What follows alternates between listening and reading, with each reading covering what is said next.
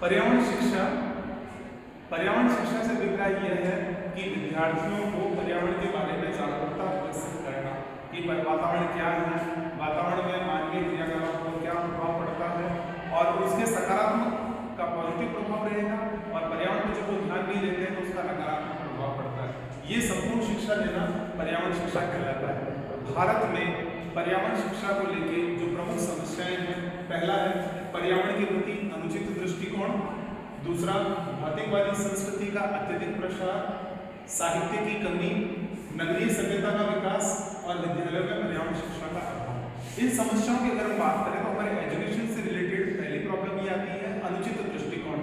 यानी वर्तमान समय में जो सामान्य नागरिक हैं, विद्यार्थी या आम नागरिक, उनका जो दृष्टिकोण है वो पर्यावरण के प्रति उनकी क्रियाओं का क्या प्रभाव पड़ता है वो उस पर ध्यान नहीं देते और उसकी उन क्रियाओं का दुष्परिणाम ये हो रहा है कि वो विकास के नाम पे औद्योगिक विकास, नगरीकरण का विकास, ये सब करते जा रहे हैं, जिसके दुष्परिणाम स्वरूप जलवायु पर नकारात्मक प्रभाव पड़ता है।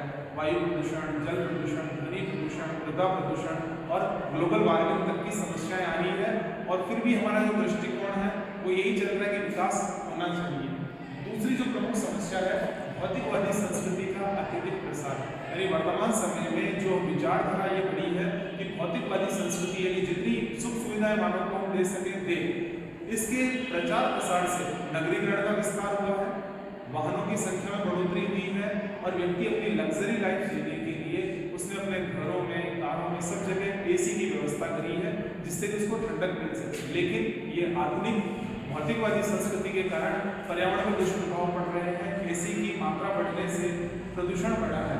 अगली समस्या है साहित्य की कमी कि वर्तमान समय में विद्यालय स्तर पर हम लोग बालकों को पर्यावरण साहित्य उपलब्ध नहीं करवा पा रहे हैं और वो उपलब्ध नहीं होने के कारण बच्चे पर्यावरण शिक्षा से इतने और जागरूक नहीं हो पाते जितना होना चाहिए।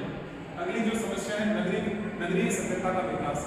वर्तमान समय में गांव शहर में बदलते जा रहे हैं और शहरीकरण के दुष्परिणाम स्वरूप वहाँ पे औद्योगिक विकास तो हो ही रहा, विकास होना चाहिए, पर अत्यधिक शहरीकरण के कारण प्रदूषण बढ़ रहा है और उससे ये पर्यावरण में दिक्कतें आती है। फिर विद्यालय में पर्यावरण शिक्षा का अभाव, यानी स्कूली स्तर पर अभी तक हम पर्यावरण शिक्षा अलग से नहीं पढ़ा रहे हैं, जबकि हमें बालकों को बचपन से इसके बारे में अवगत कराना चाहिए।